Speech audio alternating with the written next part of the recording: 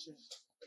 ನಿನ್ನೆ ಬಜೆಟ್ ಮೊನ್ನೆ ಆಯ್ತು ಸರ್, ಆದ್ರೆ ಪ್ರತಿಪಕ್ಷಗಳೆಲ್ಲರೂ ಕೂಡ ಬಿಜೆಪಿಯವರು ಇಲ್ಲಿ ಸರ್ಕಾರಕ್ಕೆ ರಾಜ್ಯಕ್ಕೆ ಏನು ಕೊಟ್ಟಿಲ್ಲ ಅಂತ ಹೇಳಿದ್ರೆ ಈಗ ಮೊಸರಲ್ಲಿ ಕಲ್ಲು ಹುಡುಕೋ ಕೆಲಸ ಕಾಂಗ್ರೆಸ್ ಮಾಡ್ತಾ ಇದೆ ಅಂತ. ನೋಡಿ, ಮೊಸರಲ್ಲಿ ಕಲ್ಲು ಹುಡುಕೋ ಪ್ರಶ್ನೆ ಅಲ್ಲ ಇದು. ಡೆವಲ್ಯೂಷನ್ ಆಫ್ ಟ್ಯಾಕ್ಸಸ್ ನಲ್ಲಿ ಅಂದ್ರೆ ತೆರಿಗೆನಲ್ಲಿ ನಮಗೆ ಬರ್ಬೇಕಾಗ್ತಾ ಇರುವಂತ ಪಾಲು ನಮಗೆ ಬರ್ತಾ ಇಲ್ಲ. ಅದನ್ನ ಕೇಂದ್ರ ಸರ್ಕಾರನೇ ಒಪ್ಕೊಂಡಿದೆ. ನಿರ್ಮಲಾ ಸೀತಾರಾಮ್ ಅವರೇ ಇಲ್ಲ ನಮ್ಮ ರಾಜ್ಯಕ್ಕೆ ಅನ್ಯಾಯ ಆಗ್ತಾ ಇದೆ, ಅದನ್ನ ನಾವು ಯಾವ್ದಾದ್ರೂ ರೀತಿ ನಾವು ನಿಭಾಯಿಸಬೇಕಾಗುತ್ತೆ ಅಂತ ಕೂಡ ಒಪ್ಪಿದೆ. ಬಸವರಾಜ ಬೊಮ್ಮಾಯಿ ಅವರು ಮುಖ್ಯಮಂತ್ರಿಗಳಿದ್ದಾಗ ನಮಗೆ ತೆರಿಗೆನಲ್ಲಿ ಅನ್ಯಾಯ ಆಗ್ತಾ ಇದೆ, ನಾವು ಏನಾದ್ರೂ ಮಾಡಿ ನಾನೇ ಸ್ವತಃ ಡೆಲ್ಲಿಗೆ ಹೋಗ್ಬಿಟ್ಟು ನಾನು ಕನ್ನಡಿಗರ ಪರವಾಗಿ ನಾನು ಹೋರಾಟ ಮಾಡಿ ನಾನು ದುಡ್ಡು ತರ್ತೀನಿ ಅಂತಾನು ಹೇಳಿದ್ದು ಇತಿಹಾಸ ಇದೆ. ಸೊ ನಾವು ಕೇಳ್ತಾ ಇರೋದ್ರಲ್ಲಿ ತಪ್ಪೇನಿದೆ? ನ್ಯಾಷನಲ್ ಪ್ರಾಜೆಕ್ಟ್ಸ್ ಘೋಷಣೆ ಮಾಡ್ತೀನಿ ಅಂತ ಇರಿಗೇಷನ್ ಅಲ್ಲಿ ಹೇಳಿದ್ದು ಅವರ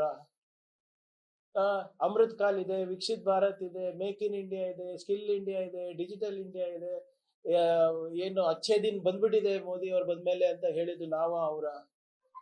ಆಮೇಲೆ ನಾವೇನ್ ಸುಮ್ಮನೆ ಕೇಳ್ತಾ ಇಲ್ಲ ಅಲ್ಲ, ಅಂದ್ರೆ ನಾವು ಬೆವರು ಸುರಿಸಿ ನಾವು ಇವತ್ತು ಬರೇ ರಾಜ್ಯ ಅಲ್ಲ ರಾಷ್ಟ್ರವನ್ನ ಕಟ್ತಾ ಇದೀವಿ. ರಾಷ್ಟ್ರವನ್ನ ಕಟ್ಲಿಕ್ಕೆ ನಮ್ಗೆ ಸಹಕಾರ ಮಾಡಿ ಅಂತ ಹೇಳೋದು ತಪ್ಪಾಯ್ತಾ? ಇವತ್ತು ಆಸ್ತಿ ತೆರಿಗೆನಲ್ಲಿ ನಾವು 2ನೇ ಸ್ಥಾನದಲ್ಲಿ ಇದೀವಿ, FDI ಬಂಡವಾಳದಲ್ಲಿ 2ನೇ ಸ್ಥಾನದಲ್ಲಿ ಇದೀವಿ, ನಿಮ್ಮ GST ನಲ್ಲಿ ಟಾಪ್ 5 ನಲ್ಲಿ ಇದೀವಿ. ಇವತ್ತು ಬರೇ IT ಎಕ್ಸ್ಪೋರ್ಟ್ಸ್ ಏನು ಇವತ್ತು ನಮ್ಮ ರಾಜ್ಯದಿಂದ ಆಗ್ತಾ ಇದೆ 4.5 ಲಕ್ಷ ಕೋಟಿ ಆಗ್ತಾ ಇದೆ. ನಿನ್ನೆ 10,000 ಕೋಟಿ ರೂಪಾಯಿನ ನವೋದ್ಯಮಗಳಿಗೆ ಘೋಷಣೆ ಮಾಡಿದ್ರು. 110 ಯೂನಿಕಾರ್ನ್ ನಲ್ಲಿ 45 ಯೂನಿಕಾರ್ನ್ ಇವತ್ತು ನಮ್ಮ ರಾಜ್ಯದಿಂದ ಏನೋ ಹೊರಗೆ ಬಂದಿವೆ.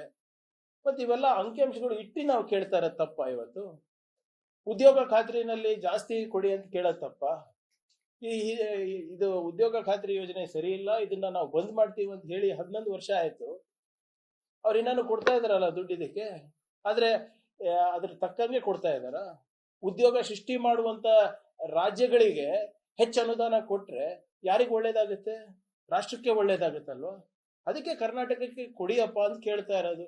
ಇವರೇ ಅಲ್ವಾ ಜಂಬ ಕಚ್ಕೊಂಡಿದ್ದೀವಿ, ಎದೆ ತಟ್ಟು ಹೇಳ್ತಾ ಇರೋದು 25 MP ಇದೀವಿ, ನಾವು 28 MP ಇದೀವಿ ಕರ್ನಾಟಕದಿಂದ.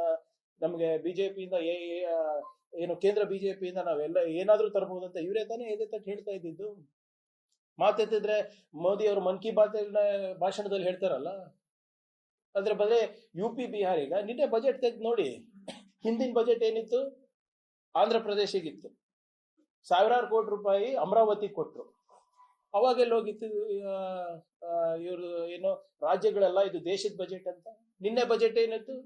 ನಿನ್ನೆ ಭಾರತದ ಬಜೆಟ್ ಇತ್ತ, ಬಿಹಾರ್ ಬಜೆಟ್ ಇತ್ತ? ಬಿಹಾರಿಗೆ ಎಷ್ಟು ಕೊಟ್ಟಿದ್ದಾರೆ? ಈಗಾಗ್ಲೇ ಕನ್ನಡಿಗರು 100 ರೂಪಾಯಿ ಕೊಟ್ರೆ 12 ರೂಪಾಯಿ ವಾಪಸ್ ಬರ್ತಾ ಇದೆ ನಮ್ಗೆ. ಅದೇ ಬಿಹಾರಿಗೆ 100 ರೂಪಾಯಿ ಕೊಟ್ರೆ ಇವಾಗ 178 ರೂಪಾಯಿ ಹೋಗ್ತಾ ಇದೆ. ನಾವೇನು ಅವ್ರಿಗೆ ಕೊಡಬೇಡಿ ಅಂತ ಇಲ್ಲ, ಆದ್ರೆ ನಮ್ಗೆ ಯಾಕೆ ಅನ್ಯಾಯ ಮಾಡ್ತಾ ಇದ್ದೀರಾ? ಯಾವ ರಾಜ್ಯದಿಂದ ಇವತ್ತು ದೇಶ ನಡೀತಾ ಇದೆ, ಆರ್ಥಿಕ ವ್ಯವಸ್ಥೆ ಸುಭದ್ರವಾಗಿದೆ, ಯಾವ ರಾಜ್ಯದಿಂದ ಇವತ್ತು ಉದ್ಯೋಗ ಸೃಷ್ಟಿ ಆಗ್ತಾ ಇದೆ, ನವೋದ್ಯಮಗಳು ಬರ್ತಾ ಇದೆ, SMEs MSMEs ಕಟ್ತಾ ಇದ್ದೀವಿ, ಅಂತ ರಾಜ್ಯಗಳಿಗೆ ಅನ್ಯಾಯ ಮಾಡೋದ್ರಲ್ಲಿ ಏನ್ ಸಿಗ್ತಾ ಇದೆ ಕೇಂದ್ರಕ್ಕೆ? ಇದು ಬರೇ ಪೊಲಿಟಿಕಲ್ ಬಜೆಟ್ ಆಗ್ತಾ ಇದೆ ಹೊರತು ದೇಶವನ್ನ ಕಟ್ಟುವಂತ ಬಜೆಟ್, ಕಾರ್ಮಿಕರಿಗೆ, ರೈತರಿಗೆ, ಯುವಕರಿಗೆ, ಮಹಿಳೆಯರಿಗೆ ಅಥವಾ ಉದ್ಯೋಗ ಸೃಷ್ಟಿ ಮಾಡುವಂತ ಬಜೆಟ್ಗಳು ಇಲ್ಲಿ ತನಕ ನಾವು ಕಂಡಿಲ್ಲ. ಇವತ್ತು ಅಂಕಿಅಂಶಗಳು ನೋಡಿ ದಯವಿಟ್ಟು. ಕಳೆದ 50 ವರ್ಷದಲ್ಲಿ ಇರ್ಲಾರ್ದಂತ ನಿರುದ್ಯೋಗ ಸಮಸ್ಯೆ ಇವತ್ತಿದೆ. ಇದಕ್ಕೆ ಅಮೃತ್ ಕಾಲ್ ಅಂತಾರ?